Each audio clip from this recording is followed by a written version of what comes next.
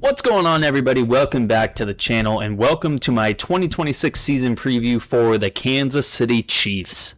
Now, if you have yet to see one of my previous videos this year, basically we are going to go through a review of the 2025 offense and defense, get into the additions and losses for both sides of the ball in 2026, as well as some storylines for the regular season, and then get into the 2026 schedule and then finally cap it off with a record prediction in 2026.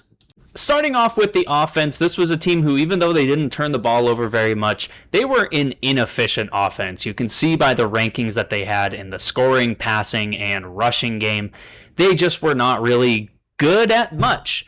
It was really exacerbated by the fact that they didn't have a true number one wide receiver, even though Travis Kelce led the team in receptions and receiving yards, and he was tied for the team lead in terms of receiving touchdowns. You know, it was a great year for him as a tight end, but in terms of being the number one option for a team wanting to make the playoffs, it just wasn't a feasible it wasn't a feasible recipe for this team. And you can also see by Kareem Hunt's statistics, less than 4 yards per carry. It just was not an offense last year that succeeded at much, and it didn't help when they had to play the last 3 games of the year without Patrick Mahomes. The big splash for the offense in the offseason was adding Kenneth Walker on a 3-year, $43 million deal to be the lead back on this offense. Now, they are going to lose a few guys in free agency that we'll get to, but Kenneth Walker coming in, that's obviously a really good addition. It helps take some of the load off of Patrick Mahomes and the passing game in general, and hopefully this move makes them a more complete offense. The departures for this offense, the Atlanta Falcons end up getting 2 tackles from this team in Jawan Taylor in free agency and Wanya Morris via a trade. They also lose Marquise Brown to the Philadelphia Eagles. I don't necessarily think it's a terrible loss in terms of him leaving this wide receiver room, but I do think that the Kansas City Chiefs and Marquise Brown wish that this relationship between the two ended up being more beneficial for both parties. Marquise Brown came to the Kansas City Chiefs as a free agent, and it looked like he was going to be the number 1 or number 2 guy and be a really successful player. Then he ended up having an injury early in his first season with his team, and last year it was kind of a bad season all around for Kansas City, so it wasn't going to be a very good opportunity for Marquise Brown to shine last year when this team was struggling. Storylines for this team in 2026 on the offensive side of the ball. Obviously, Patrick Mahomes is coming back from a torn ACL. How is he going to be, especially early in the season, how is he going to be performing? Is he going to be even 70 to 80% of where he was last year or in years before? Rashee Rice coming back from everything that has happened in the last 10 months since he last played in an NFL game, and even some things prior to that. He has had a surgery since he last played, obviously. He has had various off-the-field incidents. Just what is he in this first year back from all of that? And then Travis Kelce, I really think that this could possibly be his final year. I feel like we've been saying that the last few seasons, but I really do think that this is a year where we look at Travis Kelce as a really highly potential retirement candidate after this season. The defense for Kansas City was definitely more of the shining star. Even though they weren't a great squad, for what they were tasked with, they were a really productive unit. They were top 10 in terms of scoring. They were top 10 almost virtually in the passing and rushing game. And even though they didn't cause a lot of turnovers, they really had good performances from a lot of their star players. Chris Jones led this team in sacks, and he was a Pro Bowler for this team. Nick Bolton, like is usual, leading this team in tackles. And George Karlaftis, even though the sack totals weren't gaudy, he was a guy who was always getting pressure on the quarterback. I believe he was top 25 in the NFL last year in terms of quarterback pressures as well as quarterback hits. So this is a guy who, again, even though the sack totals aren't crazy, he was a good player for this team. He's been a good player for this team for 4 years now since he was drafted. A lot of new for the Kansas City Chiefs in 2026 and a lot of really talented players. You get guys like Alohi Gilman and Mansoor Delane, to supplement the departures through free agency and the trade market in 2026. And you also get guys like Peter Woods and Kyrus Tonga, two guys who either are going to be playing alongside Chris Jones or possibly in the future being the guys after Chris Jones that keep the interior of this defensive line really strong. They also bring back L'Jarius Sneed on a one-year deal after he was traded to the Tennessee Titans for, I believe, a first-round pick all those years ago, and now he comes back on a one-year veteran minimum deal.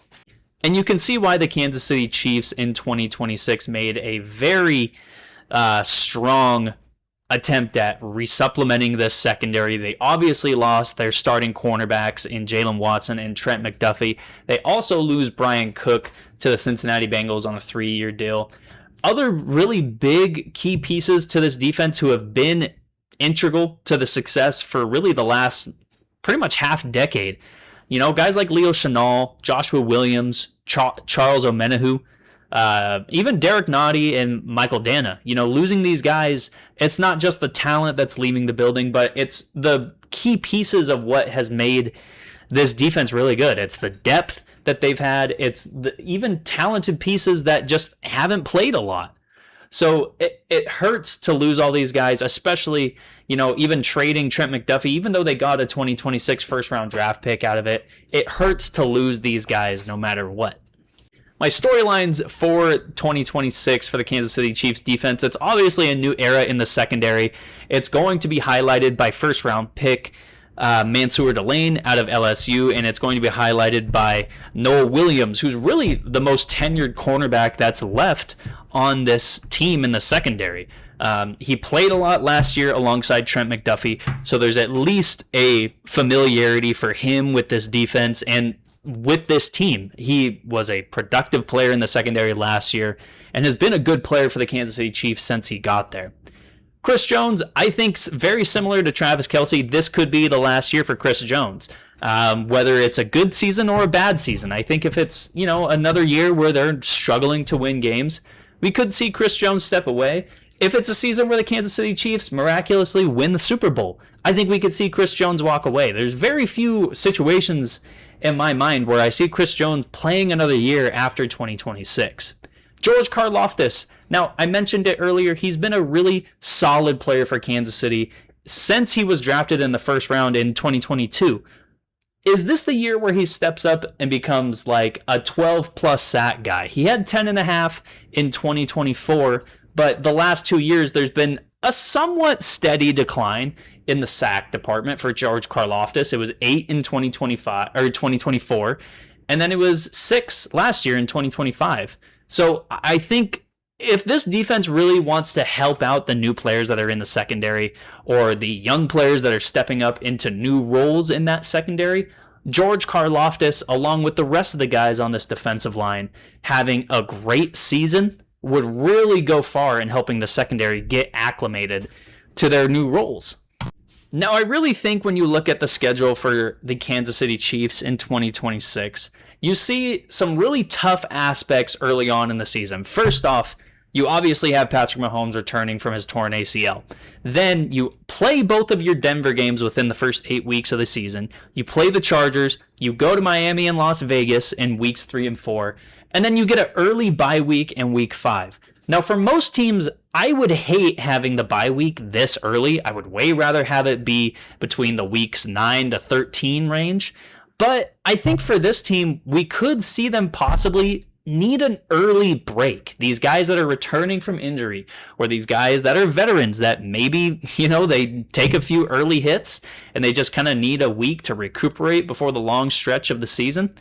I think it could be beneficial actually for Kansas City to have that early bye week, especially because afterwards they're going to see the Chargers, the Seahawks, the Broncos in a 3-week stretch, and the Seattle and Denver games are both on the road. So Kansas City is really going to need to stay healthy whatever way they need to. And if having that early bye week helps them, I think could be really beneficial for the rest of the season. Now, you also see in the back 9 of the season, you got teams like Buffalo, the Rams, the Bengals, Patriots, Niners, Chargers on the schedule. And I really think for Kansas City, it's going to be really important for them in the first 9 weeks to just have a winning record. If it's 5-4, great. If it's 6-3, even better. If it's anything better than that, that's incredible. But that last 9 weeks of the season, it could really take Kansas City out of playoff contention if they lose, even a game against Cincinnati. It's not like that's going to be an easy matchup for Kansas City.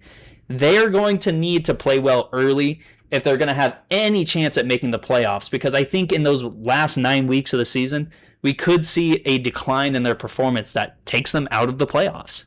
Now, for the record predictions for this team in 2026, I really think a floor of 6-11 is, pretty reasonable.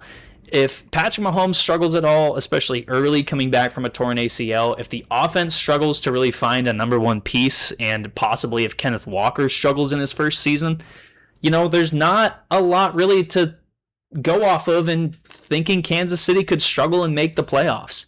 I mean, this is not a schedule that really fares well for Kansas City, in my opinion. And I think if these guys struggle early, it's going to be hard for them to gain any momentum later on in the season.